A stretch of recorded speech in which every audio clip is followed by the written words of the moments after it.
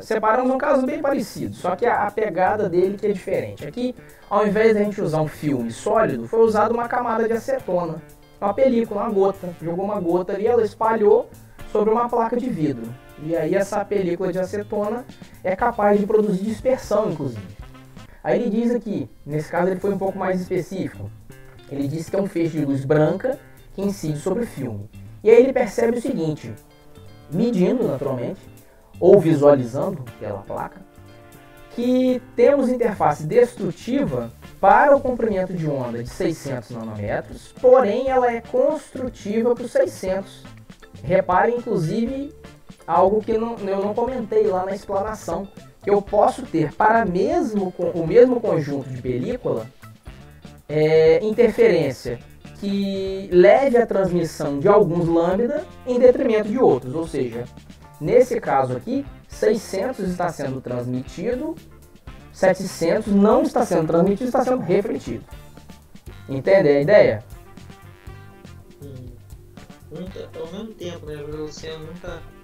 É simultâneo. Enquanto um está sendo transmitido, o outro está sendo refletido. Ou seja, a condição que a gente estabeleceu aqui depende do lambda também. Ela vai atingir lambdas de forma distinta. E aí a gente até lembra lá, quando eu comentar assim, lembrem da dispersão da gota de óleo, por exemplo. É o que está acontecendo lá. Alguns lambdas estão sendo refletidos com direções distintas. Estão percorrendo caminhos óticos distintos. Diz aí. O fato da luz branca estar incidindo perpendicularmente altera alguma coisa? Altera só naquela expressão que eu comentei lá atrás. Cadê? Altera aqui, ó. Porque se ela não se incidisse perpendicularmente, eu teria que inserir um cosseno aqui. O caminho seria alterado, seria mais longo do que em linha reta. Eu teria que pegar a componente dele perpendicular. Então eu teria que ter um cosseno aqui. Seria a principal mudança. Vou passar lá adiante então. Todos os exercícios aqui vão trazer essa condição. Vão trabalhar tendendo a ser perpendicular, por essa razão mesmo. Então determine a espessura do filme de acetona. Então começando aqui pelas camadas, né, aquela mesma leitura, e a criatividade do livro aqui foi ao extremo, né, porque ele acabou adotando os mesmos valores. Mas aí vamos então ao que tem de diferente, né? Que a gente já tem até essa análise aqui, já está pronta do outro exercício. Mas aí fazendo o reforço. 600 nanômetros é a condição destrutiva, 700 está na condição construtiva. Lembrando que aqui, aquilo que é construtivo foi refletido, aquilo que foi destrutivo foi transmitido. Então, para os 600, a combinação vai ser essa daqui, ó. Para os 700, o resultado, a consequência é essa. Para ambos, reparem que a sequência é menor, médio, maior. Então nós temos parcela lambda n, parcela lambda n. Aqui eu já substituí os valores. Tá aparecendo tudo para vocês aqui embaixo? Sim. Tá.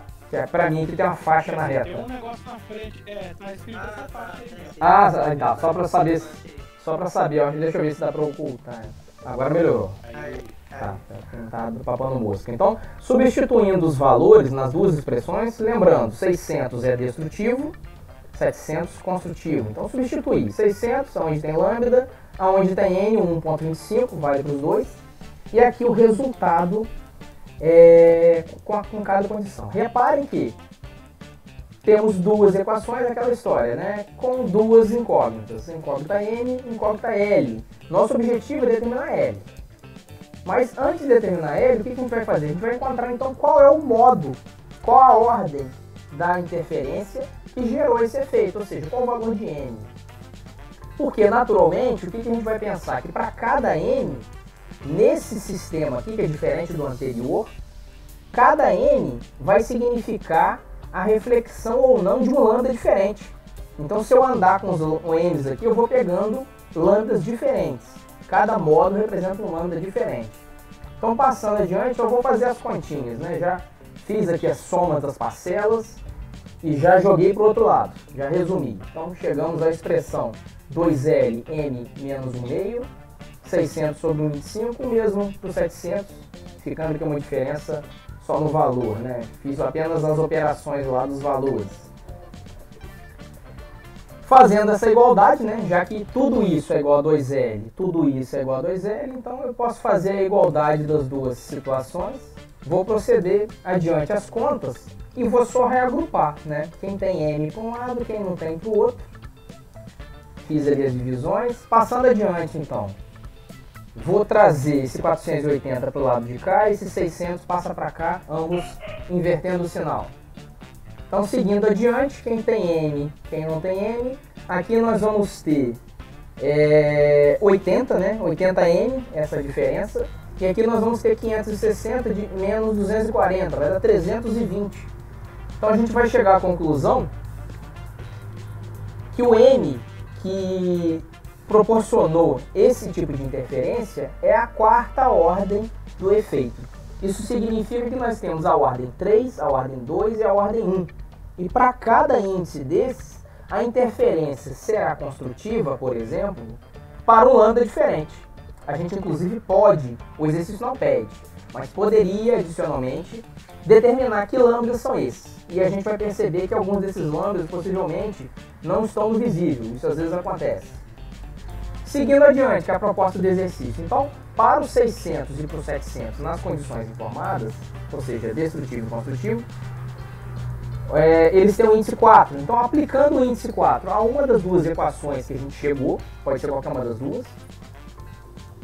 Escolhi aqui o 700, eu não lembrava. Substitui 4 ali. Então, nós vamos ter que a camada vale 840 nanômetros. Se a gente pegar esse valor e aplicar aqui de volta, nós podemos descobrir os lambdas que eu acabei de informar. Tirando aqui o lambda, por exemplo, 700, botando só o lambda, nós podemos aplicar aqui, no caso 2, né? 2, 3, 4, e encontrar que lambdas são esses para as interferências que eu citei.